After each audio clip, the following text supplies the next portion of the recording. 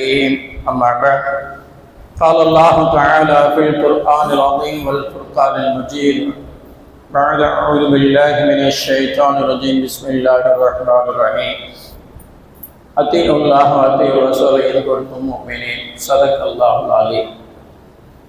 அல்ஹம்துலில்லாஹ். 8ஆம் நாள் தராவியை நிறைவு செய்து கொடுத்த அல்லாஹ்வுக்கு எல்லா புகழும். எஞ்சி இருக்கக்கூடிய நாட்களுடைய தொழுகைகளையும் நோன்புகளையும் முழுமையாக நிறைவேற்றுவதற்கு அல்லாஹ் அனைவருக்கும் அருள் புரிவானாக. ஆமீன் என்ற துஆவோடு சில வார்த்தைகள். முதல் ரக்காத்திலே ஓதப்பட்ட சூரா அன்ஃபாலினுடைய ஆயத்திலே திருமறை வசனத்தில் அல்லாஹ் சொல்லி காட்டுகின்றான், அத்தீஉல்லாஹ வ ரசூலஹு இன் குன்தும் முஃமினீன். அல்லாஹ்வுக்கும் அல்லாஹ்வுடைய ரசூலுக்கும் நீங்கள் கட்டுப்படுங்கள், முழுமையாக நீங்கள் முஃமின்களாக இருந்தால் அப்படின்னு அல்லாஹ் ஆரம்ப வசனத்திலேயே இதை சொல்லி காட்டுகின்றான். அல்லாஹ்வுடைய தூதர் ரசூலுல்லாஹி ஸல்லல்லாஹு அலைஹி வஸல்லம் சொன்னாங்க, வழிபடுதல் கட்டுப்படுதல் என்பது அல்லாஹ்வுக்கும் ரசூலுக்கும் மட்டும்தான். அதே நேரத்தில் பாவமான காரியங்களில் கட்டுப்படுதல் வழிபடுதல் என்பது இல்லை அப்படின்னு அல்லாஹ் ரசூல் ஸல்லல்லாஹு அலைஹி வஸல்லம் சொன்னாங்க. ஒரு நேரத்தில் ஹஜ்ரத் அபூ ஹுரைரா ரலியல்லாஹு அன்ஹு அவங்க அறிவிக்கிறாங்க, ரசூலுல்லாஹி ஸல்லல்லாஹு அலைஹி வஸல்லம் சொன்னாங்க, யார் எனக்கு வழிபட்டாரோ அவர் சொர்க்கம் செல்வார், இஸ்லாமியர்கள் மோமின்கள் அனைவரும் சொர்க்கம் செல்வார்கள், ஆனால் என்னை மறுத்தவர்களை தவிர அப்படின்னு அல்லாஹ்வுடைய ரசூல் ஸல்லல்லாஹு அலைஹி வஸல்லம் சொன்னாங்க. அப்ப அருகில் இருந்த சஹாபாக்கள் கேட்டாங்க, அல்லாஹ்வுடைய ரசூலே மறுத்தவர்கள்னா யார் அப்படின்னு கேட்டாங்க. அப்ப ஸல்லல்லாஹு அலைஹி வஸல்லம் சொன்னாங்க, எனக்கும் அல்லாஹ்வுக்கும் கட்டுப்பட்டவர்கள், எனக்கு வழிபட்டவர்கள். நான் சொல்லக்கூடிய ஏவல்களை தீமைகளை தவிர்த்து கொண்டு ஏவல்களை எடுத்து நடந்து என்னுடைய வார்த்தைக்கு வழிபடக்கூடியவர்கள் கட்டுப்பட்டவர்கள், அவர்கள் அல்லாஹ்வுக்கு ரசூலுக்கும் கட்டுப்பட்டவர்கள், அதனால் அவர்கள் சொர்க்கம் செல்வார்கள், அவர்கள் எனக்கு வழிபட்டவர்கள். யார் என்னுடைய சுன்னத்துக்கு என்னுடைய நடைமுறைகளுக்கு அல்லாஹ் ரசூலுடைய வார்த்தைகளுக்கு செவி சார்க்கவில்லையோ அவர்கள் எனக்கு வழிபடாதவர்கள், மாறு செய்தவர்கள், அவர்கள் நரகம் செல்வார்கள் என்பதா அல்லாஹ்வுடைய ரசூல் ஸல்லல்லாஹு அலைஹி வஸல்லம் சொல்லி காட்டினாங்க. அப்ப கண்ணியத்துக்குரிய சகோதரர்களே, வழிபடுதல் என்பது அல்லாஹ்வுக்கும் ரசூலுக்கும். அப்ப அல்லாஹ் சொல்லக்கூடிய ஏவல்களை எடுத்து நடப்பது, அல்லாஹ்வுடைய ரசூல் ஸல்லல்லாஹு அலைஹி வஸல்லம் சொல்லக்கூடிய வார்த்தைகளை செவிமடுத்து கேட்பது. ஆனா இன்றைய கால சூழ்நிலை, யாராவது ஏதாவது சொன்னால் மூடு, எனக்கு தெரியாதா, உன்னுடைய கடந்த கால வரலாறு எனக்கு தெரியாதா, சொல்லட்டுமா அப்படின்னு சொல்லுவோம். கண்ணியத்துக்குரியவர்களே, அதுவல்ல. ஏன் சஹாபாக்களுடைய கடந்த காலங்கள் என்ன? முஷ்ரிக்குகளா இருந்தாங்க, இணை வைக்கக்கூடியவர்களாக தான் இருந்தாங்க. அப்ப அப்படியா சொல்ல முடியும்? இல்லை சகோதரர்களே, எப்போ தௌபா செய்து இஸ்லாத்துல இணைந்து விட்டார்களோ, எப்போ அல்லாஹ் ரசூலுக்கு முன்னாலே பையத்து செய்து தன்னை இஸ்லாத்திற்காக அர்ப்பணித்துக் கொண்டு முழுமையாக அல்லாஹ் ரசூலுக்கு வழிபட்டு நடந்த சஹாபாக்கள் வைத்து உங்களுடைய கடந்த கால வரலாறு தெரியாதா அப்படிங்கிறது முறையல்ல. அப்ப ஒருவர் ஒரு நல்ல செய்தியை, ஒரு தகவலை சொல்றார் அப்படின்னா அல்ஹம்துலில்லாஹ் அப்படின்னு ஏற்றுக்கொள்ளணும், மறுப்பதல்ல. மாறாக உன்னுடைய கடந்த கால வரலாறு எனக்கு தெரியாதா, நீ எல்லாம் சொல்ல வந்துட்டியா அப்படிங்கிறது முறை அல்ல என்பதை அல்லாஹ் ரசூல் நமக்கு உணர்த்தி காட்டுகின்றார்கள். கண்ணியத்தில் உள்ள சகோதரர்களே, அப்ப மறுத்தவர்கள் நரகம் செல்வார்கள் என்பதை அல்லாஹ் ரசூல் ஸல்லல்லாஹு அலைஹி வஸல்லம் சொல்லி காட்டுறாங்க. இன்று ஓதப்பட்ட 19வது ரக்காத்தில் ஓதப்பட்ட ஒரு வசனம், இன் தஸ்தக்ஃபிர் லஹும் அவ் லா தஸ்தக்ஃபிர் லஹும் வ இன் தஸ்தக்ஃபிர் லஹும் 70 மர்ரத்தன் ஃபலன் யக்ஃபிர் அல்லாஹு லஹும். அல்லாஹ் தெளிவா சொல்லி காட்டுறான். இது உபய் இப்னு அப்துல்லாஹ் இப்னு உபய் இப்னு ஸலூல் என்ற ஒரு முனாஃபிக்னா நமக்கு தெரியும். அதாவது ஈமான் கொண்டவர்களோடு இருப்பான், நானும் ஈமான்தாரியன்னு காட்டிக்குவான். பிறகு என்ன செய்வான்? குஃபார்கள்ட்ட போயிடுவான். ஏன்னா உன்னை அங்க பார்த்தேன், இல்ல நம்மளை பத்தி என்ன பேசுறாங்கன்னு தெரிஞ்சுக்கிறதுக்காக அங்க போனேன். பிறகு இங்க வருவான், நானும் மோமின் தான் அப்படின்னு தொழுகையில இமாம் ஜமாத்தோட ஸல்லல்லாஹு அலைஹி வஸல்லம் அவங்களுக்கு பின்னாடி நின்று தொழுவான். நேற்று அவங்களோட இல்ல நம்மளை பத்தி என்ன சொல்றாங்கன்னு தெரிஞ்சுக்கிறதுக்காக போனேன். ஏ டீம் கேட்கும்போது பி டீமுக்கு போனேன், அவங்க என்ன பேசுறாங்கன்னு தெரிஞ்சுக்கிறதுக்கு. பி டீம் கேட்டா ஏ டீம்ல என்ன பேசுறாங்கன்னு தெரிஞ்சுக்கிறதுக்காக போனேன் அப்படின்னு உள் ஒன்று புறம் ஒண்ணுமா.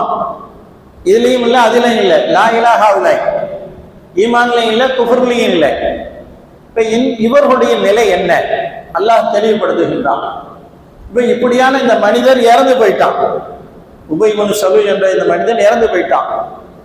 அவங்களுடைய மகன் அப்துல்லா இருந்தாங்க, அவங்க இஸ்லாத்தை ஏற்று இஸ்லாத்துக்கு வந்துட்டாங்க. இப்ப தந்தை இறந்து போயிட்டா, முனாஃபிக்காக இருந்து. இப்ப அந்த சஹாபி ரசூலுல்லாஹி ஸல்லல்லாஹு அலைஹி வஸல்லம் வந்து அல்லாஹ்வுடைய ரசூலே, என்னுடைய தந்தைக்காக வேண்டி நீங்க ஜனாசா தொழுகை வச்சு துவா செய்யணும், அவர் இஸ்லாமியர் தான் அப்படின்னு அந்த சஹாபி கேட்கிறாங்க. ஸல்லல்லாஹு அலைஹி வஸல்லம் முனாஃபிக்காக இருந்தாலும் ஒரு மனிதனை அடிப்படையில போய் ஸல்லல்லாஹு அலைஹி வஸல்லம் தொழு வைக்கிறாங்க. அது உமர் அல்லாஹ் தடுக்கிறாங்க. அல்லாஹ்வுடைய ரசூல் அவன் முனாஃபிக், அவனுக்காக நீங்க பரிந்து பேசாதீங்க, அல்லாஹ்கிட்ட துவா செய்யாதீங்க, தொழுகை வைக்காதீங்க அப்படின்னு சொல்லி உமர் அல்லாஹ் தடுக்கிறாங்க. ஆனா ஸல்லல்லாஹு அலைஹி வஸல்லம் இல்லை, இது சம்பந்தமா அல்லாஹ்கிட்ட இருந்து எனக்கு எந்த வகையும் வரல, அல்லாஹ் என்னை தடுக்கல, அதனால நான் தொழு வைக்கிறேன் அப்படின்னு ஸல்லல்லாஹு அலைஹி வஸல்லம் தொழு வச்சாங்க. அதுக்கு பிறகு அல்லாஹ் தஆலா ஆயத்தை இறக்குகிறான், வஹி அறிவிக்கிறான், நபியே இன் தஸ்தக்ஃபிர் லஹும் அவ் லா தஸ்தக்ஃபிர் லஹும் வ இன் தஸ்தக்ஃபிர் லஹும் 70 மர்ரத்தன் ஃபல யக்ஃபிர் அல்லாஹு லஹும். நபியே நீங்க அவருக்காக வேண்டி இஸ்திக்ஃபார் தேடினால், பாவ மன்னிப்பு தேடினால், அல்லது நீங்கள் பாவ மன்னிப்பு தேடாமல் விட்டாலும், அல்லது அவருக்கு 70 முறை நீங்கள் பாவ மன்னிப்பு தேடினாலும் அல்லாஹ் மன்னிக்க கூடியவனாக இல்லை அப்படின்னு அல்லாஹ் தஆலா அதுக்கு பிறகு ஆயத்தை இறக்கி நபி அவர்களுக்கு பாடம் சொல்லி கொடுக்கிறான். நபி நீங்க செஞ்சது தவறு அப்படின்னு. அதுக்கு பிறகு உமர்லான் அவர்கள் வருத்தப்படுறாங்க, அல்லாஹ் ஆயத்தை இறக்கி நபியை தடுத்துலாம், இருந்தாலும் நபியை தடுக்கக்கூடிய பவர் நமக்கு இல்லை. உங்க அல்லாஹ்வுடைய தூதர், அல்லாஹ் அது விஷயமா ஆயத்தை இறக்குவான், அல்லாஹ் அதை பார்த்துக்குவான். நாம போய் ரசூல் ஸல்லல்லாஹு அலைஹி வஸல்லம் அவங்களை தடுத்துட்டோமே அப்படின்னு அந்த தவறை உணர்றாங்க.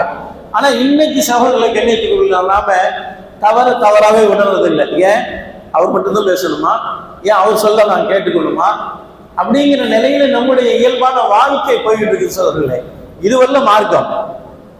ஒரு மார்க்கத்தை சொன்ன ஒரு ஆலிமை ஒரு நபர் கேட்கிறார், உனக்கு என்ன மார்க்கம் தெரியும், இஷ்டம்னா எது, இல்லைன்னா ரிசைன் மட்டும் வெளியே போக வேண்டியதானே அப்படின்னு கேட்டார். நம்ம எல்லாம் வேலைக்கு வந்து பேசாம போயிட்டோம்.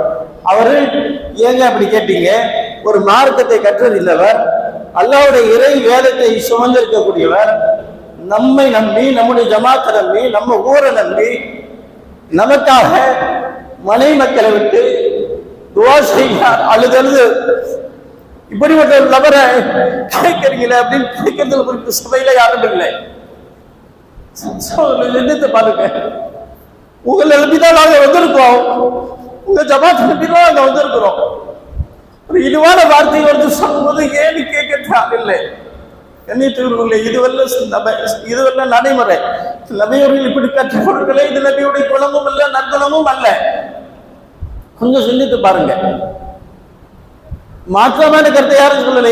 எனக்காக கொடுங்க, என்னுடைய ஆதாயத்துக்கு கொடுங்கன்னு யாரும் கேட்கல. ஊருடைய நலனுக்காக, மக்களுடைய நலனுக்காக உழைக்கக்கூடியவர்களுக்கு கிடைக்கக்கூடிய துவா இதுதான்.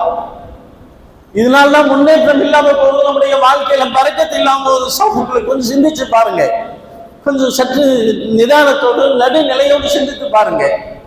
அழுதழுது இரவெல்லாம் பகலெல்லாம் நமக்காக துவா செய்கிறார்கள். எங்கேயோ பிறந்து, எங்கேயோ வளர்ந்து, எங்கேயோ ஓதி, நமக்காக, நம்ம ஊர் மக்களுக்காக நல்லா இருக்கணும், நம்முடைய குடும்பத்தில் நம்முடைய வாழ்க்கை செழிக்கணும் துவா செய்யக்கூடியவர்களுக்கு கிடைக்கக்கூடிய வாழ்த்துகள் இதெல்லாம். கண்ணியத்துக்குரிய சகோதரர்களே, சொல்றேன், யாரும் வருத்தப்பட வேண்டாம். ஏன்னா காலங்கள் போக போக அப்படிதான் சொன்னாங்க, பின்னோர்கள் முன்னோர்களை தூற்றுவார்கள். அவங்க சரியான வழியை காட்டிட்டு போகல, ரொம்ப நம்மளை இழிவுபடுத்திட்டு போயிட்டாங்க, நமக்கு தவறான வழியை காட்டிட்டு போயிட்டாங்க அப்படின்னு பின்னோர்கள் முன்ன சென்றவர்களை தூற்றுவார்கள் சொன்னாங்க. உண்மை அதுதான். இன்றைய கால சூழல் அப்படித்தானே இருக்குது. இன்றைய காலகட்டம் அப்படிதான் போய்கிட்டு இருக்குது. யாரெல்லாம் யாரை இருந்தாலும் எப்படியும் பேசலாங்கிற சூழ்நிலையை தான் இன்னைக்கு நம்ம பார்த்துக்கிட்டு இருக்கிறோம். கண்ணியத்துக்குரிய சகோதரர்களே, இதுவல்ல மார்க்கம், இதுவல்ல நபியவர்கள் கற்றுத் தந்த வழிமுறை. அப்ப அல்லாஹ்வுக்கு ரசூலுக்கு கட்டுப்படணும், அந்த வாழ்க்கை நம்மகிட்ட வரணும். அப்பதான் நம்முடைய வாழ்க்கையில முன்னேற்றம் என்பது ஏற்படும். இல்லைன்னா எந்த பரக்கத்தும் இல்லாம போயிடும். சஹாபாக்கள் அப்படியே முழுமையா கேட்டாங்க. அதுவும் அப்துல்லா இப்னு மஸ்ஊத் ஒரு ஜும்மாவுடைய நேரம் சஹாபாக்கள் எல்லாம் ஸல்லல்லாஹு அலைஹி வஸல்லம் ஸஃபுகளில் அமர செய்து கொண்டிருக்கிறார்கள். இங்கே உட்காருங்க, இங்கே உட்காருங்க, அங்கே உட்காருங்க, அப்படியே உட்காருங்க அப்படின்னு சொல்லிட்டு இருக்கிறாங்க. அப்துல்லா இப்னு மஸ்ஊத் உள்ளே வராங்க பள்ளிக்குள்ள, அப்படியே உட்காருங்கன்னு சொல்லி இங்க இருக்க சஹாபியை சொல்றாங்க. இந்த நபியுடைய வார்த்தையை கேட்டு அந்த சஹாபி அங்கே உட்கார்ந்துக்கிட்டாங்க, உள்ள வரல பள்ளிக்குள்ள. ஸல்லல்லாஹு அலைஹி வஸல்லம் சஃபையெல்லாம் சரிப்படுத்திட்டு பாக்குறாங்க, அந்த சஹாபி அங்கே உட்கார்ந்துறாரு. மூத்த சஹாபி, வயதுல, அனுபவத்துல. இப்ப அப்துல்லா சொல்லுவாங்க, ஏன் அங்க உட்கார்ந்தீங்க, உள்ள வாங்கன்னு ஸல்லல்லாஹு அலைஹி வஸல்லம் கூப்பிட்டாங்க. அப்படி கட்டப்பட்டவர்கள் சஹாபாக்கள். நபி அவர்கள் அந்த சஹாபியை சொல்லல, சஃப்ல இங்க இருக்கவங்க நம்ம சொல்ல மாட்டீங்களா, அங்க அவங்க உட்காருங்க, இங்க வாங்க அப்படின்ட்டு. அப்ப இந்த குரலை கேட்டவுடனே அந்த சஹாபி என்ன செஞ்சாங்க, நபியுடைய வார்த்தைக்கு மதிப்பெடுத்து அப்படியே உட்கார்ந்துட்டாங்க. இதுதான் கட்டுப்படுதல், இதுதான் சஹாபாக்கள் வெற்றி அடைந்த காரணம். அதனால்தான் அல்லாஹ் அவர்களை பற்றி இன்று வரைக்கும் திருமலையிலே கியாம நாள் வரைக்கும் ரலியல்லாஹு அன்ஹு வ ரது அன்ஹு என்பதாக சொன்னான். அல்லாஹ் அவர்களை பொருந்தி கொண்டா, அவர்கள் அல்லாஹ்வை பொருந்தி கொண்டார்கள் என்பதா அல்லாஹ் திருமலையில் அவர்களை குறித்து புகழ் வார்த்தையை சொல்லி கியாம நாள் வரைக்கும் அந்த புகழை அவர்களுக்கு எத்தி வைக்கிறான். ஏன்? அல்லாஹ் ரசூலுக்கு அப்படியே முழுமையா கட்டுப்பட்டவர்கள் சஹாபாக்கள். அந்த தன்மை நம்மிடம் கொண்டு வரணும் கண்ணியத்தின் சோதர்களே. எனவே அல்லாஹும் ரசூலும் சொல்லக்கூடிய வழிமுறைகளை பின்பற்றி அல்லாஹுக்கு கட்டுப்பட்ட, அல்லாஹுக்கும் ரசூலுக்கும் பொருத்தமான வாழ்க்கை வாழக்கூடிய பாக்கியத்தை வல்லநாயகம் அனைவர்களுக்கும் கொடுத்து அருள் புரிவானாக. ஆமீன். வாஹிர் தஅவானா அல்ஹம்துலில்லாஹி.